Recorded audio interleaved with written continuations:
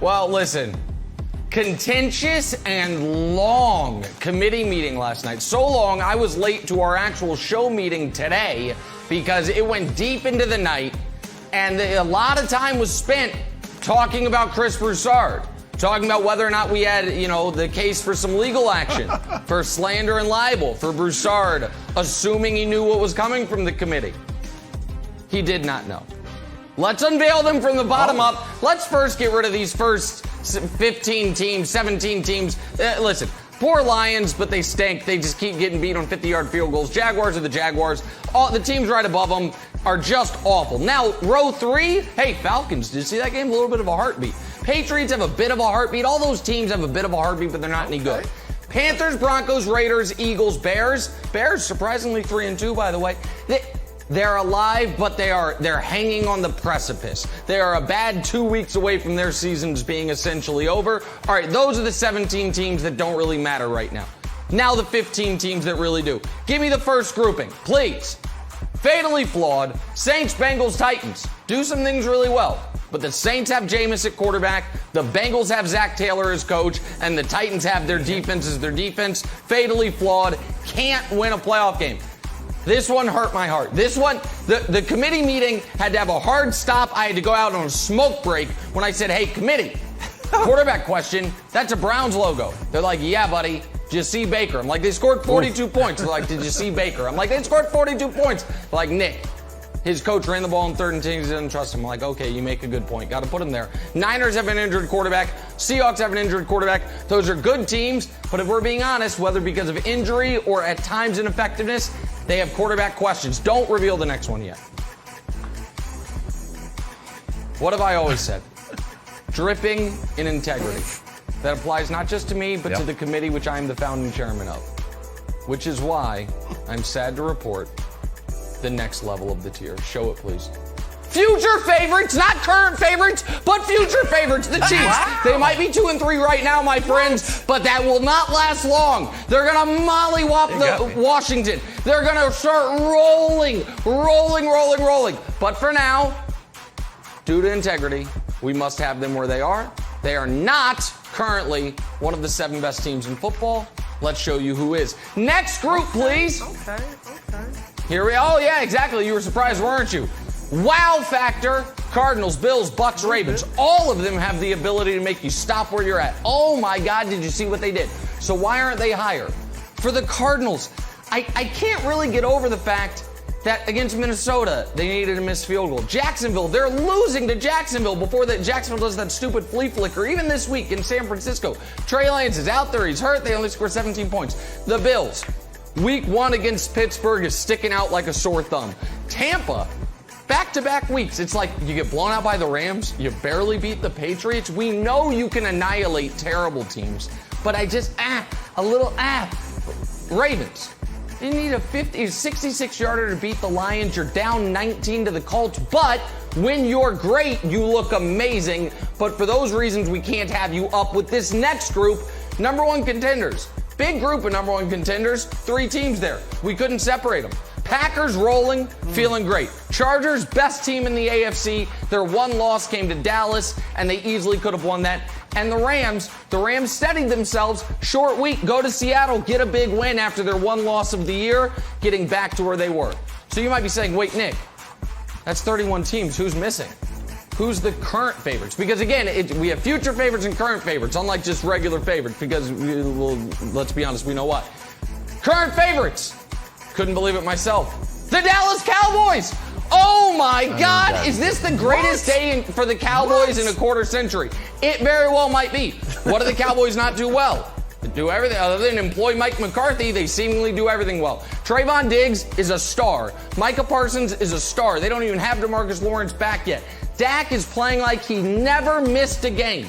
Right now, when you crunch the numbers, plus the eye test, plus the committee secret ballot, it spits out the Cowboys as the current favorites.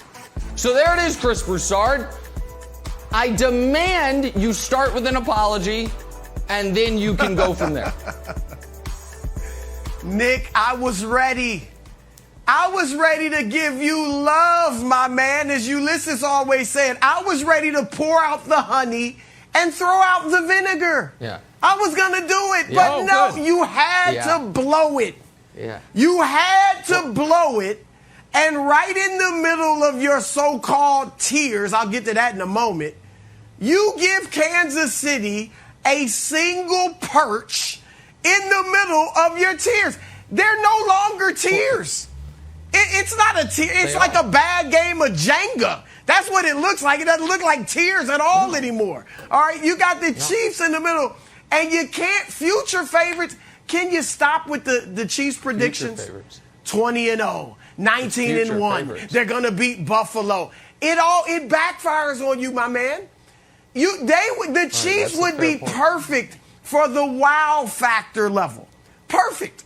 Because with Mahomes and Tyreek Hill, they are the epitome of the wow factor. Interesting. And put them there. They should be alongside Buffalo. Or if you insisted on leaving them alone, then how about this name? Instead of future favorites, Still Dangerous. How about that? Still Dangerous. So, look, I was ready to give you, I had bought rose petals. I was going to throw at the screen for you, my man. But you went too far because you couldn't fully divorce yourself from the homerism. Now, let me get to the other thing. The Cowboys at the top, and I like the Cowboys, but Nick, your continued disrespect of Tampa Bay, every week you disrespect them.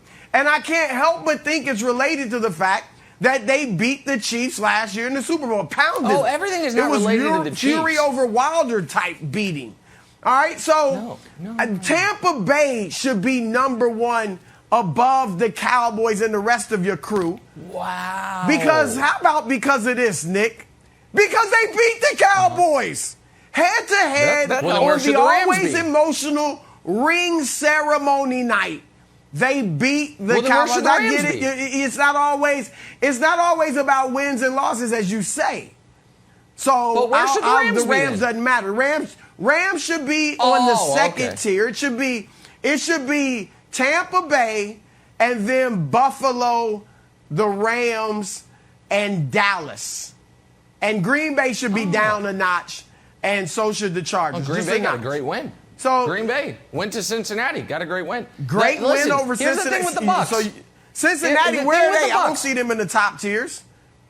No, they're not. But it's still a good win. They go on the road against Cincinnati. But just real quick, here's the thing on the Bucs. They are better. The Bucs and Buffalo are the two best teams in the league at annihilating bad competition.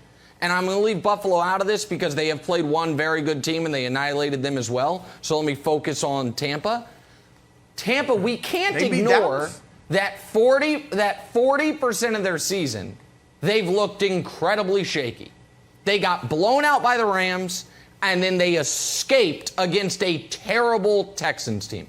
They played worse against the Patriots than the Texans did. And so I shouldn't say a terrible Texans team, pardon me. They escaped against a terrible Patriots team that then struggled with the Texans, pardon me. So that's 40% of their season. So we're not factoring in Wilds, the fact that they're defending Super Bowl champions. And it is hard to say Tampa should be above Dallas, but the Rams shouldn't be above Tampa. It then becomes this, transitive property thing that doesn't square out. So there it is. Go ahead, Wilds. Well, I'll be honest with you. We've been doing this bit for about 2 years now, Nick, and I've done characters and stuff, and I've had a bird with me, and I find that perhaps you weren't taking me seriously when I said I wanted to be a member of the committee. So I'm abandoning all of that. No more jokes for me, and I'm going to just make a straight petition to move the Bills up one level to where they belong on the slides. Can we show the petition, please? Reasons why the Bills should move up. Reason number one, league's best defense. Look, they got the best scoring defense. They have the best total defense. They have the most takeaways. They're giving up the lowest passer rating. The defense is amazing. You may have seen it yourself when they limited Patrick Mahomes to a bunch of nothing. Reason number two, New running back attack. Hold on a second. It's all Josh Allen, isn't it? Isn't it just the Josh Allen MVP train? Woo, woo. No, guess what? Last year, they were 26th in yards per game. What are they this year? Top 10. The defense got even better. Excuse me, not defense. The running got better, and the defense got better too. And finally, more targets, more tables. Oh, we thought it was all Stephon Diggs. No, we got more targets to throw to, more tables to break. Can we show how good the new targets are? Dawson Knox, holy cow, I went out and got a Dawson Knox jersey. It was great. Emmanuel Sanders, hello, welcome back. Welcome back to my life, buddy. Team is great, and Stephon Diggs hasn't really heated up yet. So for those reasons, Nicholas, and the fact that they defeated the top team on the tiers last week, the Bills need to move up. Also, bonus take, everybody. You get this one for free. Yeah.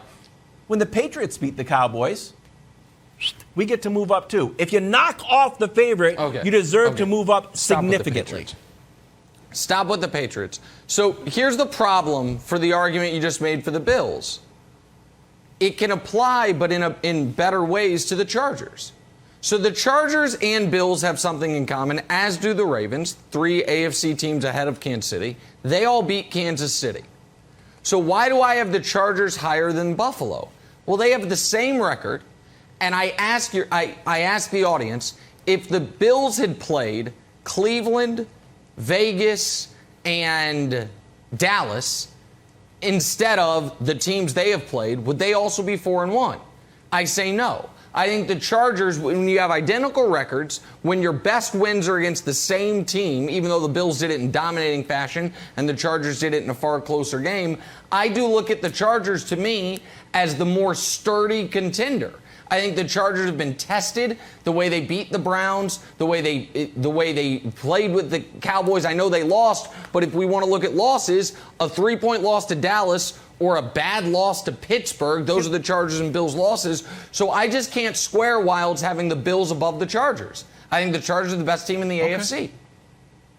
Go ahead. Okay, the Browns running wild on the Chargers. I know it became the Justin Herbert show, but when you give up that many points in the fourth quarter, I don't think that's like a gold star on your resume. Meanwhile, Buffalo's defense is fantastic, so that's why I would fly. That's fair, but letting a Ben Roethlisberger team score in the mid-20s is like letting a regular team score 60. And so that's what Buffalo did in week 1. Like, you let the Steelers with Big Ben score like 26. That's like 60 against a regular team, Jenna. So that hurts them. It dings them. It's 20% of their season. Week 1 still matters a bit, Jenna. Thanks for watching. Subscribe here to get the latest from the show. Also, be sure to check out more of the best clips from First Things First, or go watch a few segments from our other shows on FS1.